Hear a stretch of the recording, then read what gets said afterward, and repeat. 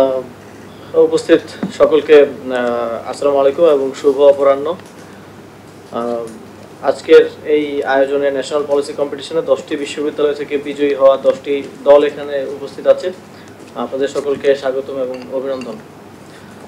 এই প্রতিযোগিতায় প্রতিটি বিশ্ববিদ্যালয়ে অনেকগুলো করে দল অংশগ্রহণ করেছিল এবং যারা বিজয়ী হয়েছেন তারা কঠোর প্রতিযোগিতার মধ্য দিয়ে রাষ্ট্র ও সমাজ নিয়ে নিজেদের উদ্ভাবনী চিন্তা, সৃজনশীল ধারণা এবং সমস্যা সমাধান দক্ষতার শ্রেষ্ঠত্ব প্রমাণ করেছেন।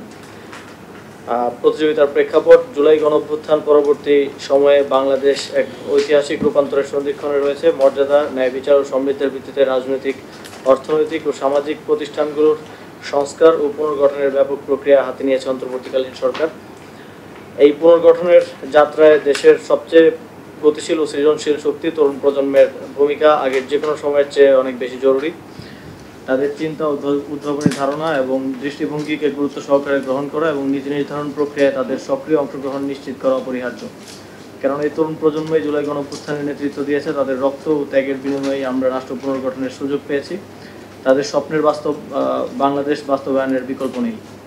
এই প্রেক্ষাপটে যুব ক্রীড়া মন্ত্রণালয় তরুণদের মধ্যে বিশ্লেষণধর্মী চিন্তা, নীতি উদ্ভাবন এবং গঠনমূলক সংলাপকে উৎসাহিত করতে জাতীয় নীতি প্রতিযোগিতা 2025 আয়োজন করেছে। প্রতিযোগিতাটি ইতিমধ্যে দেশব্যাপী 10টি বিশ্ববিদ্যালয় ও মেডিকেল কলেজে সফলভাবে সম্পন্ন হয়েছে এবং 10টি বিজয়ী দল নির্বাচিত হয়েছে, যারা আজ এখানে উপস্থিত রয়েছেন।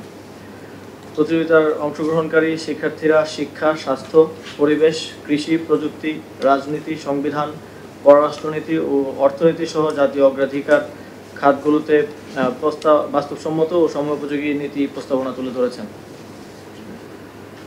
এই প্রতিযোগিতার মূল লক্ষ্য ছিল তরুণদের নীতি চিন্তা এবং সমস্যা সমাধান ভিত্তিক নেতৃত্বের বিকাশ করা। বিজয়ী দলগুলো আজকের এই সভায় মাননীয় প্রধান উপদেষ্টার সঙ্গে সরাসরি তাদের নীতি প্রস্তাবনা উপস্থাপন করবেন এবং সরকারের শীর্ষ নেতৃত্ব থেকে প্রতিক্রিয়া, দিক নির্দেশনা ও প্রেরণা পাবেন। এর ফলে তরুণদের নীতি পর্যায়ভিত্তিক জাতীয় চিন্তা জাতীয় আলোচনায় যুক্ত হবে এবং নীতি নির্ধারণ প্রক্রিয়ায় নতুন প্রজন্মের অংশগ্রহণ আরও প্রাতিষ্ঠানিক ও অর্থবহ হবে।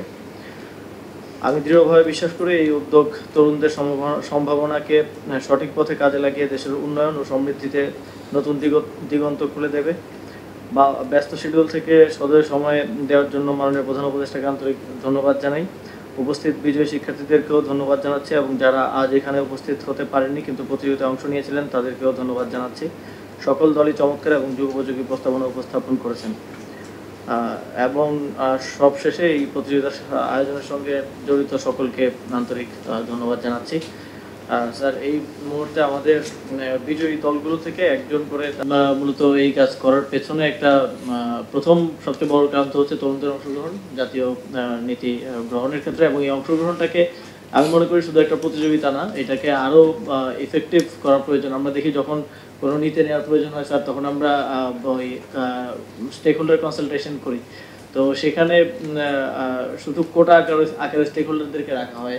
আমার যতটুকু এক্সপিরিয়েন্স হয়েছে তাড়াতাড়ি করতে হয়, তাদেরকে রাখা হয়, কথা বলারও হয়তো সুযোগ দেওয়া যায় না।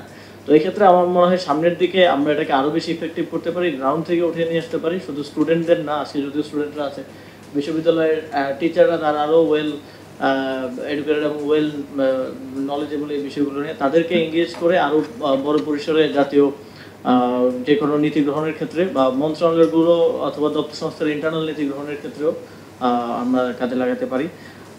স্যার, এই মুহূর্তে আমরা শেষ পর্যায়ের দিকে চলে এসেছি। এই মুহূর্তে আপনাদের প্রতি দিক নির্দেশনা এবং বক্তব্য রাখবেন আমাদের আজকের অনুষ্ঠানের প্রধান অতিথি এবং মাননীয় প্রধান উপদেষ্টা ডক্টর মোহাম্মদ ইউনূস।